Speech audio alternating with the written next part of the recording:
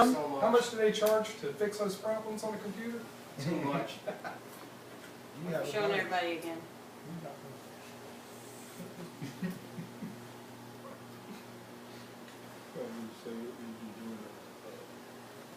Okay. All right.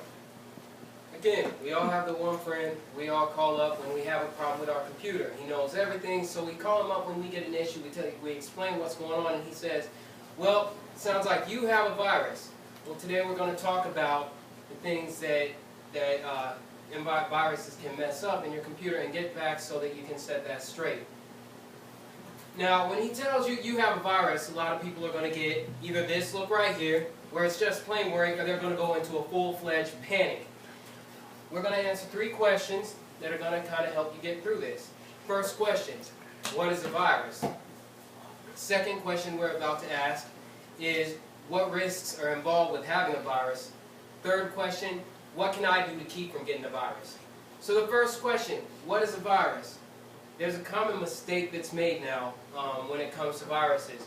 See, when computers first started getting really wide known in homes, there was only really one type of virus. It went into your computer, it ate everything up, destroyed your computer, you panicked, you had a fit, and if you could catch it in time, you were good. And that's all it was, a simple virus. But now, since there's so much dependency on computers and so much is done with them, it's better for the people who create these viruses to kind of make something off of them or kind of get a profit. The new name they put as an umbrella over just viruses is actually called malware. Now, malware is pretty simple. It's any software that gets installed on your machine and performs unwanted tasks, often for third parties' benefits. There's a few different types. There's first the type of malware that just goes in to get some information from you, and that's spyware, adware, trojans. Then you have the ones that are meant to destroy, like old school. You're talking about viruses and worms, and also trojans. I put those under the same boat because trojans, generally, they're able to do more. Now, who's vulnerable? Unfortunately, anybody who operates technology, newer technology that has web access, is vulnerable. We have our desktops, laptops, smartphones. Oh, look, there's an iPhone in that picture. We have our tablets, and look, a MacBook, an iPad / iPhone again. Yeah, it used to be where people bought MacBooks because, oh, we can't catch viruses. And that used to be true. We'll talk about that in a second. But for Mac users, they're going to love this because this first chart is actually from 2012, numbers for viruses that were on Android system. 99% of the viruses that are made, or I keep saying viruses because it's friendly, 99% of the malware that's made for mobile is actually for Android. But this chart right here is actually for the Mac operating system. And you'll see in 2010, it was okay. 2011, it jumped up, and that was actually something called Flash Flake. And what Flash Flake did, it was just a barrage in one package that hit up Mac. So Mac got real popular because bigger companies were using it, more profitable for the people that are on the other side making this malware. So what risks are involved? You have your financial risks, security risks, and you have your information risks. For your security risks, or for your financial risks, meet Honest Bob.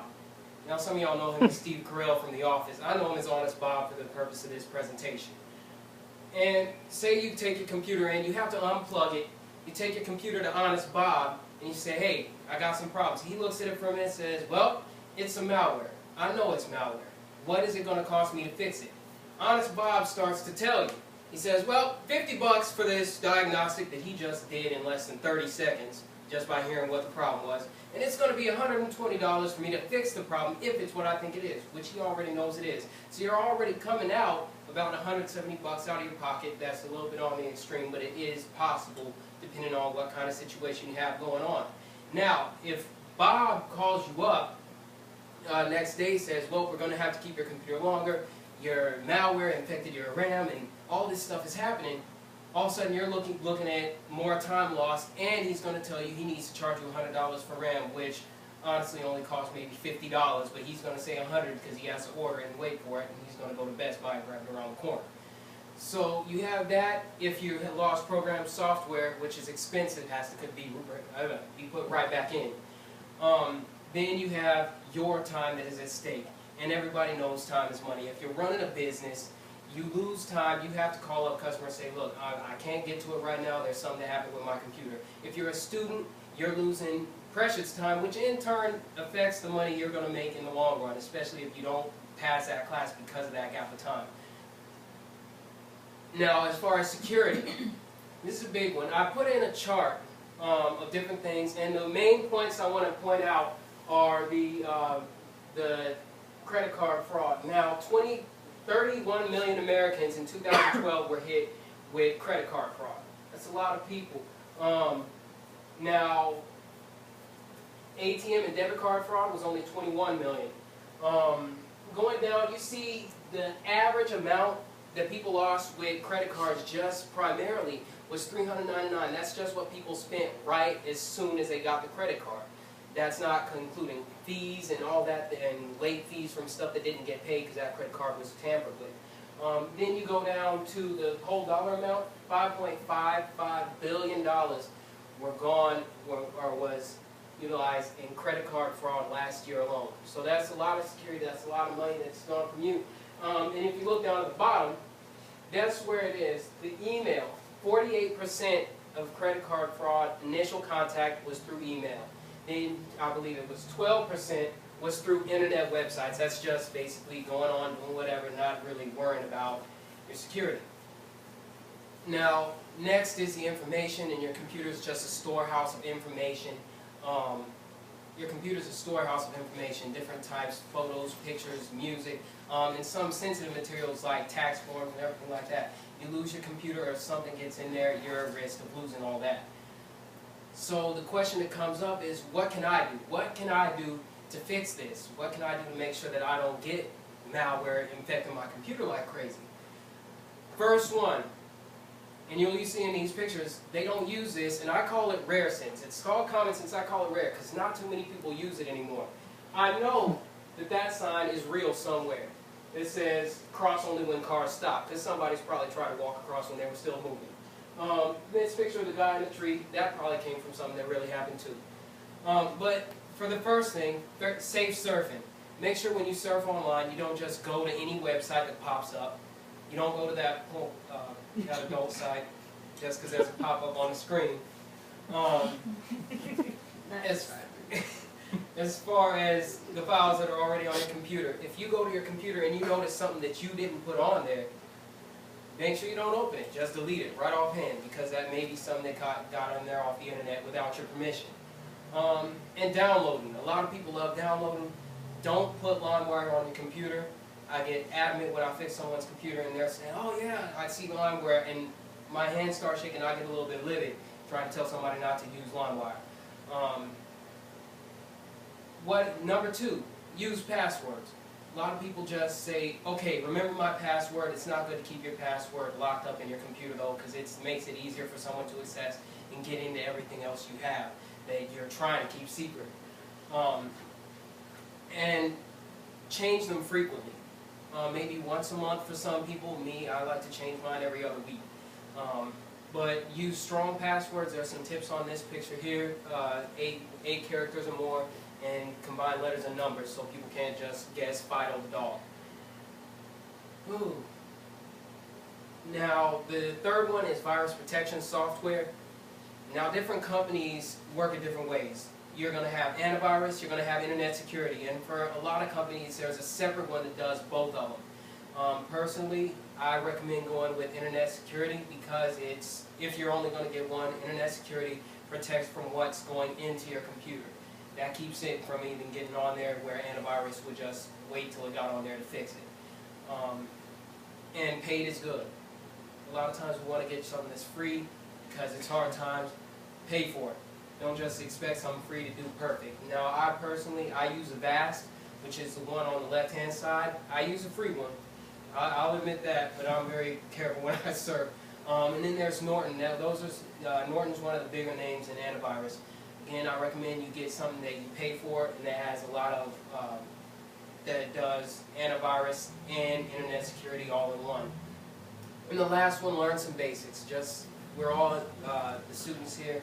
Take a couple classes, get yourself familiarized with computers so you kind of have an idea of what's going on, so you don't got to pay honest Bob to do work for you that he's going to slide you on anyways. And in conclusion, it's a serious issue for you to get malware in your computer, but it's not something that can't be taken care of, and it's not really a big reason to panic. As long as you protect yourself, use discretion, and protect your system. Thank you. So, I saw you laughing at something. What was it? for the no, for your one comment, but for your for the security viruses and getting the actual websites, can't even get it out. Your Provast or whatever what is that again? Avast? Avast. Mm-hmm. So you say there's free sites that actually work though, right? Avast is the program that I've used for free for about 5 years, and it's actually really good. Just for That's what I'm about.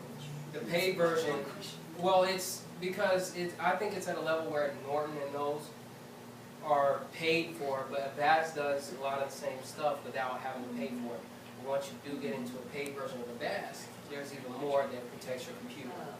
Like Avast will stop you from going into websites that aren't safe on the free version, where a lot of other ones don't do that. They update daily with their virus definitions and everything like that, so it just keeps it a lot safer. So if you go free, that's one I would recommend. And it's easy to install?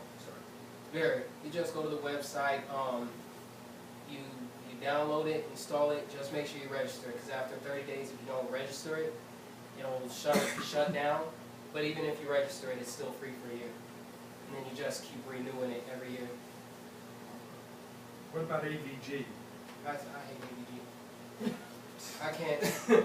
I had it on my computer a while ago. Now, it is kind of biased because the last time I used it was right before Avast, about 5 years ago. And I just kept getting stuff in my computer, even though I had it running real-time, high stuff on it. So I don't use it. And they may have stepped their game up in the last few years. I've used Norton, not Windows.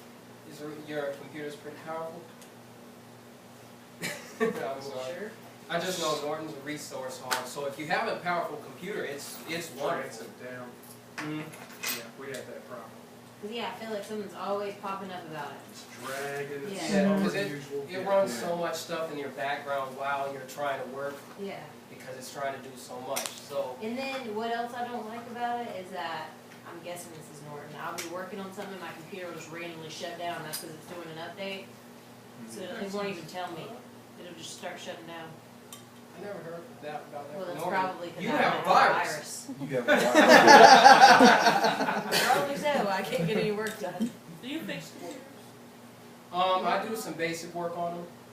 I know a good combination of software to use to get problems taken care of.